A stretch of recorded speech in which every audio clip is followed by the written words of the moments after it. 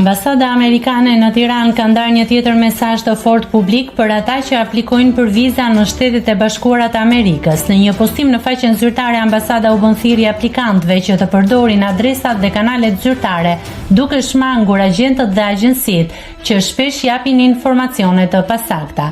Njoftimi i ambasadës: nuk keni nevojë për një agent vizash për të aplikuar për një vizë amerikane, jo emigruese, pasi procesi i aplikimit është i thjeshtë dhe mund të përfundohet online në vetëm 3 hapa të thjeshtë. Mos harroni, nëse një agjenci ofron informacion të pasakt ose të rem, ju jeni përgjegjës dhe viza juaj mund të refuzohet.